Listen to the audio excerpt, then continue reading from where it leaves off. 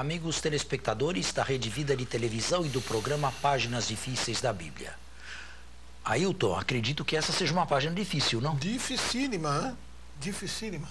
Sabe, mas está muito bem explicada. Um texto como este aqui é matéria de... Ou melhor, é apresentado pela igreja quando, você sabe? Você se lembra? Não.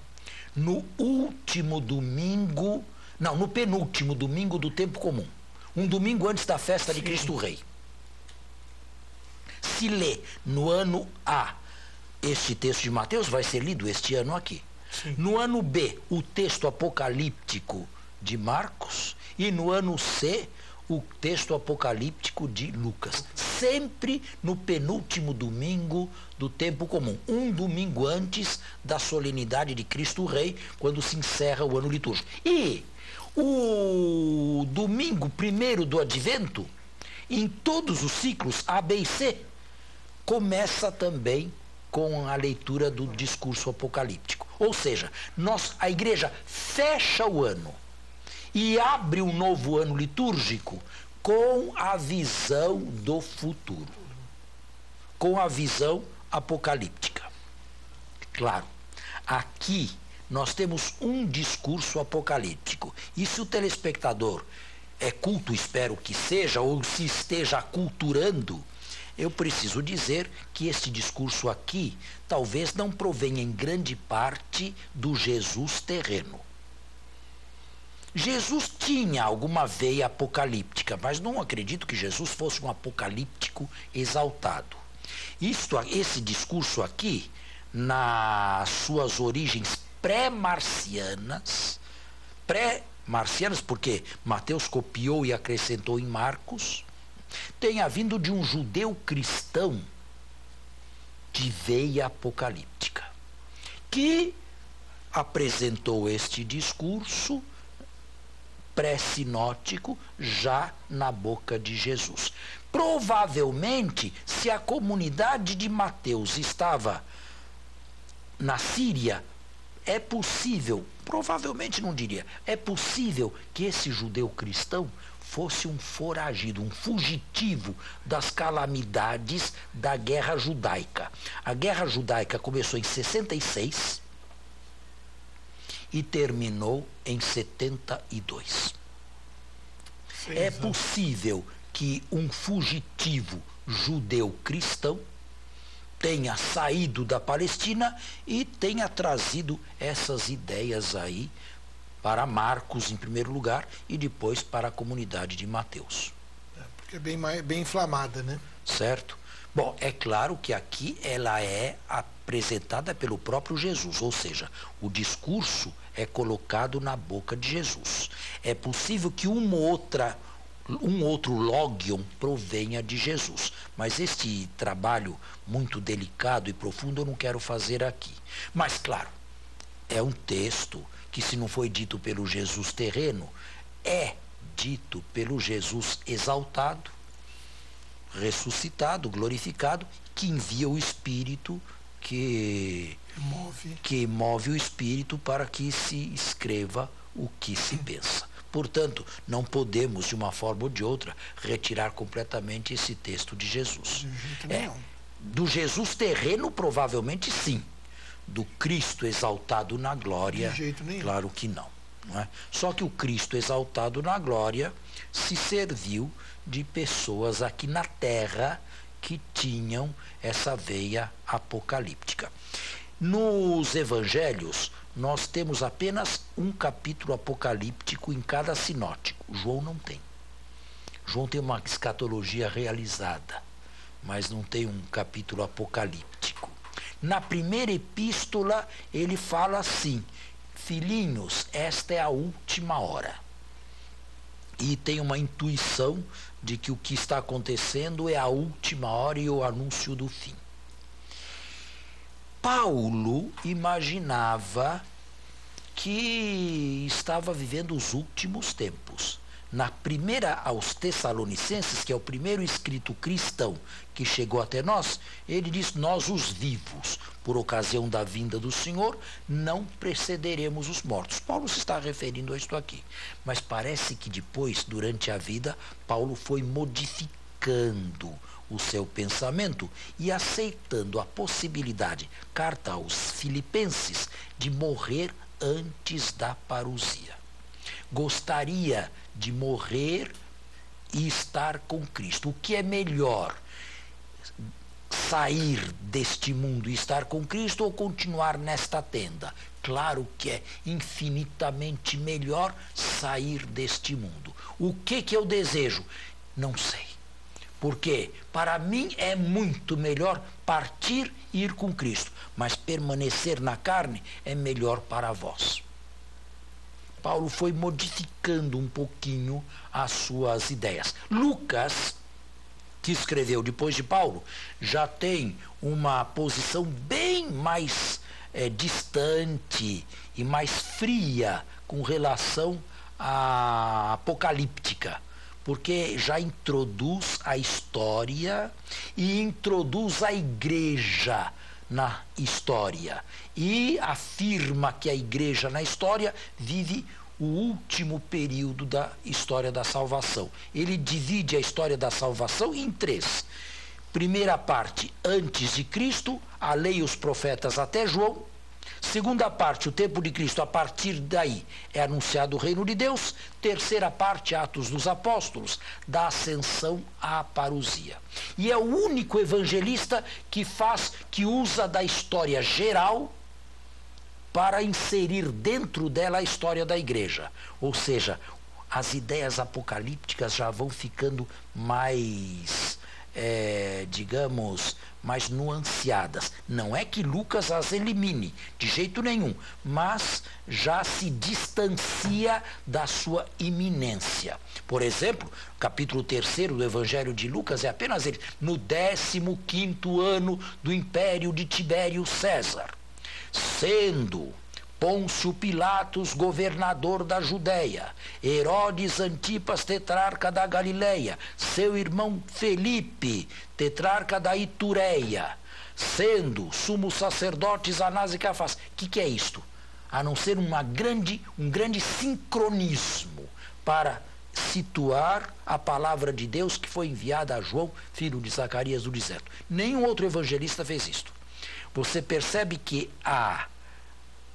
o ardor, o fervor apocalíptico vai esvaziando, vai enfraquecendo e vai entrando a história.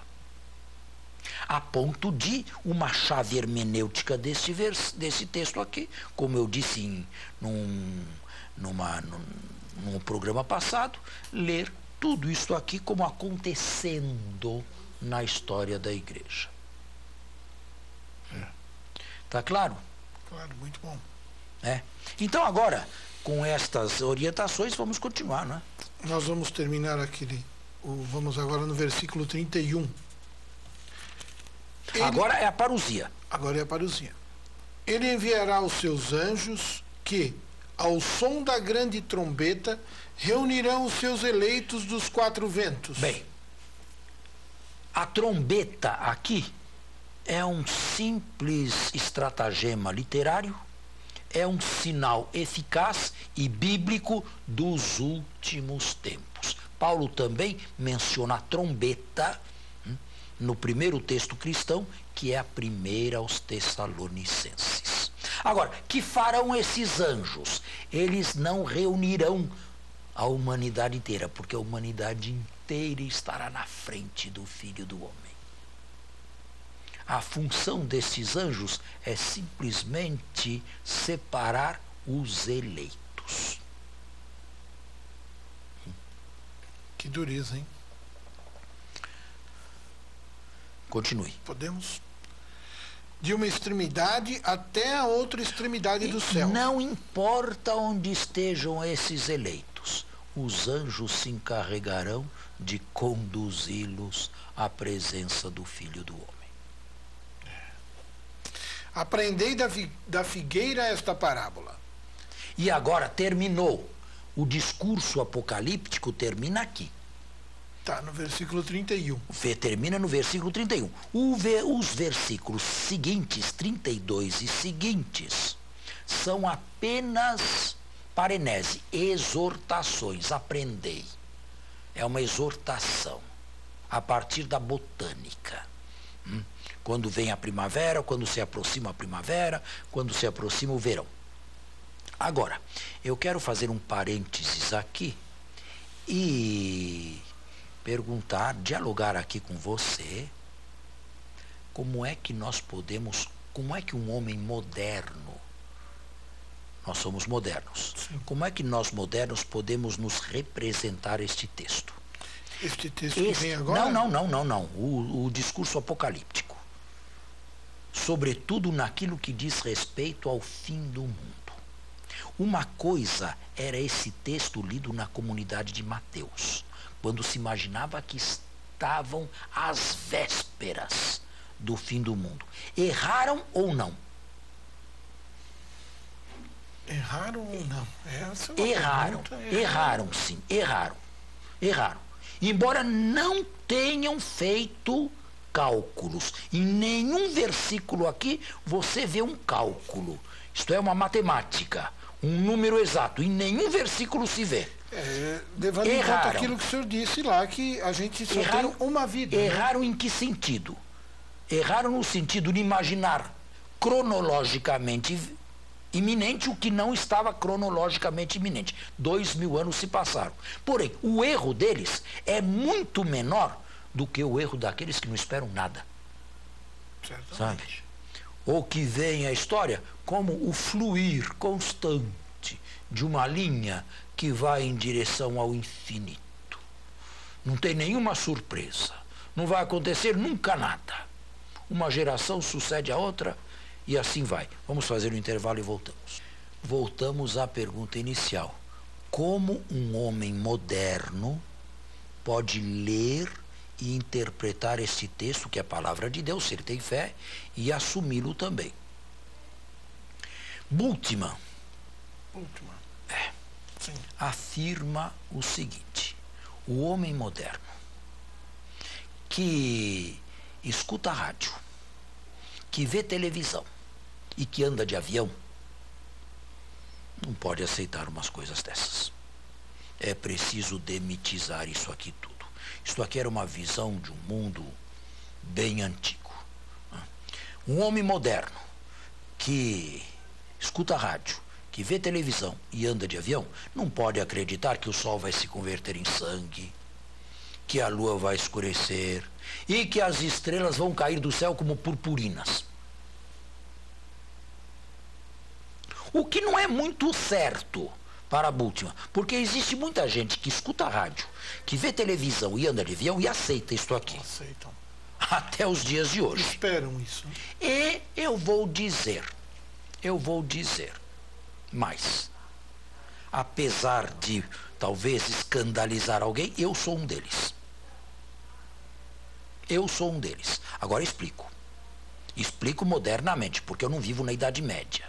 Menos ainda na Antiguidade. Eu não tenho uma cosmologia dos antigos. Não é? Eu conheço o universo como se conhece, ou como pode ele ser conhecido no século XX e no século XXI, não no século IV ou V da nossa era. Escute. Nós temos aqui neste mundo um arsenal atômico. Temos. Esse arsenal atômico é capaz de explodir esse planeta não sei quantas vezes? Pode. Começa por aí. Quer dizer, aqui dentro existem forças destruidoras. Até o fim da Guerra Fria, esse arsenal estava nas mãos de gente, pelo menos responsável. Estados Unidos e Rússia, União Soviética. Agora que acabou a União Soviética... está na mão dos loucos. E dentre esses loucos, existem alguns pretendentes a entrar nesse clube. Como você sabe, o Irã. Coreia do Norte. Paquistão, que já está. Exatamente. Índia. Embora a Índia seja mais calma, mais tranquila. Pode haver uma coisa desta? Não é impensável. Não, de jeito nenhum. Também, Aliás, o que se teme é isso, justamente isso. Também não é impensável. Você sabe quantos asteroides giram por aqui, de maneira mais ou menos irregular? Mais de 200. Não, pera um pouquinho. Asteroides... asteroides, não satélites. Naturais. Naturais, sim. Não satélites. Sim. Mais de 200. Basta que um grande aí se choque com a Terra, e parece que foi essa teoria mais aceita para o desaparecimento dos dinossauros. Sim. Basta que um asteroide aí de um diâmetro aí de uns 50 quilômetros aí bata aqui, arrebenta com tudo. Isto é, não é preciso uma imaginação grande para ver que a vida humana caminha num rio que tem margens muito estreitas, sabe? Vamos falar de outro exemplo. Escute, talvez eu não pegue mais esse tempo, não sei se você pegaria, você é mais novo que eu. Os câmeras aqui certamente pegarão. Olha, vai haver um tempo, daqui a uns 20 anos, quando 1 litro de água vai custar mais caro que 1 litro de gasolina. Pois é. Se levar em conta a destruição, a coisa não tiver uma parada, realmente... Não. A água está aí. A água não. A água está a aí. água não está aí. A água não está aí. Não, está, né? Tá pra Só baixo. 3% da água que nós temos no planeta é potável. E ela está faltando. Ela está faltando. Alguns rios estão secando, como o Ganges, na Índia. Está havendo, sim, e vai haver, daqui uns 20 anos, 25 anos, uma carestia de água na humanidade. Prepare-se, ou preparem-se. Eu não sei, talvez eu não esteja mais aqui. Ou talvez seja um velhinho, bem velhinho, com muita sede. Está vendo um terceiro exemplo? Existem armas capazes de semear doenças. Sim. Como elas são chamadas? Sim, são a guerra química, né? Exatamente, armas químicas. Armas químicas. Isso aí não está às mãos aí de certos loucos? Pois é. É o que se temia há pouco tempo aí, que se fizesse... Na Líbia, por exemplo? Nos Estados Unidos. Né? Já né? imaginaram uma coisa dessa? Então, você percebe que não é preciso imaginar muita coisa para ver que nós caminhamos de maneira muito perigosa. A superpopulação do mundo não é um problema. Acho que o problema maior é a má distribuição de terra e o mau mas existe disso.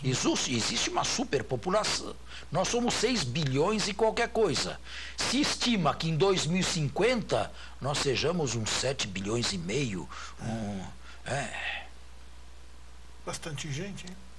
Não é verdade? Em alguns lugares há espaço, como no nosso Brasil. Mas em outros, de jeito nenhum. Vão querer sair. Bem, você percebe que existem muitas maneiras de se prever um fim.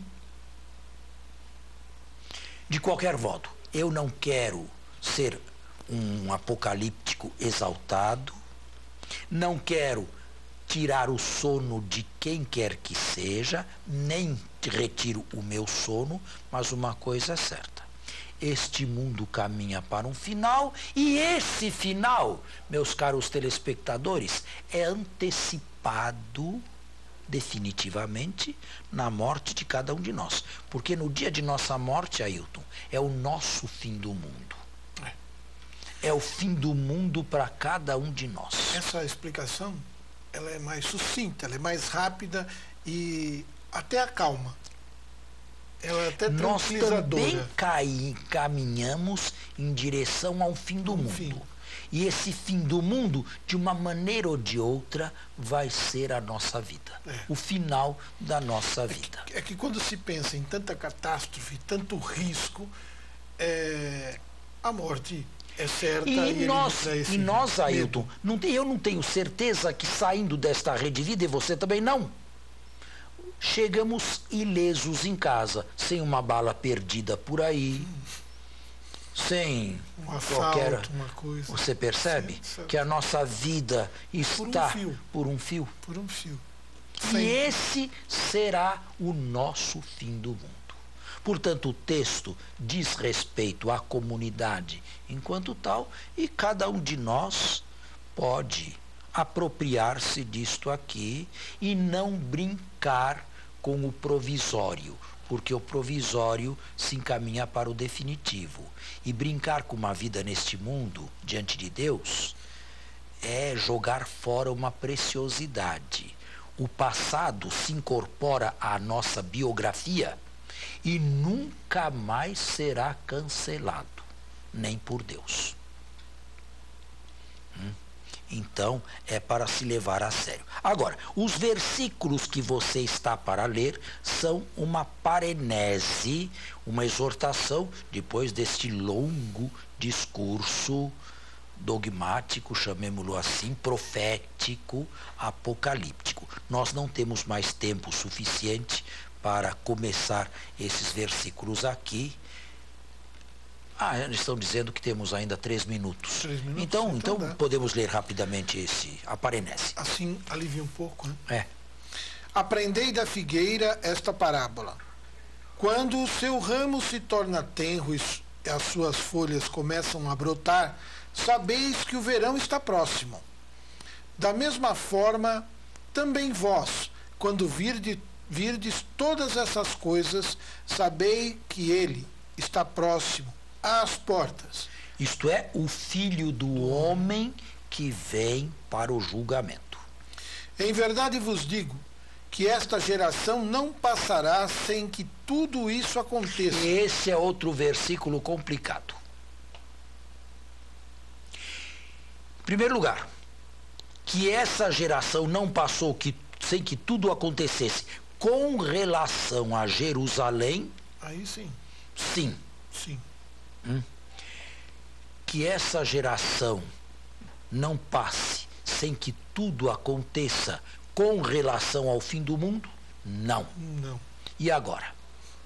Agora é um E agora? paradoxo. E agora eu tenho que dizer honestamente. Quem escreveu esse versículo, esse logion, e pôs na boca de Jesus, estava esperando a parousia para um momento iminente. Errou, cronologicamente errou. Porém, o erro dele, como eu disse, é menor do que o daqueles que não esperam nada. Jesus, humanamente falando, poderia se equivocar? Eu acredito que sim. Sim. Por que não? Por que não? Nós devemos aceitar que Jesus era em tudo igual a nós. E nós somos seres humanos falíveis. A única coisa que não pode ser colocada em Jesus é o pecado. Sim. O resto, tudo, no Jesus terrestre. Muita gente faz confusão entre o Jesus celeste, o ressuscitado, exaltado à direita de Deus, e o Jesus enquanto estava aqui na terra. Há uma diferença grande. O Jesus aqui na terra não sabia tudo. Jesus aqui na terra sabia falar português? Bom, português não existia ainda. Mas se existisse, saberia falar? Se eu falasse com Jesus em português, ele me entenderia? Porque é Deus. Tem gente que faz esse raciocínio. Ele era Deus? Então sim. Jesus não é Deus? Sim. Então Jesus conhecia todos os problemas da matemática, da física, da química, da astronáutica. Só não tiram as conclusões porque tem medo do ridículo. Nós devemos aceitar que Jesus participou, sim, da condição humana, aprendeu, e dos limites humanos também. Isto aqui não é pecado. A única coisa que não se aceita é o pecado. Continue para terminar. Em verdade vos digo que esta geração não passará sem que tudo aconteça. Passarão o céu e a terra.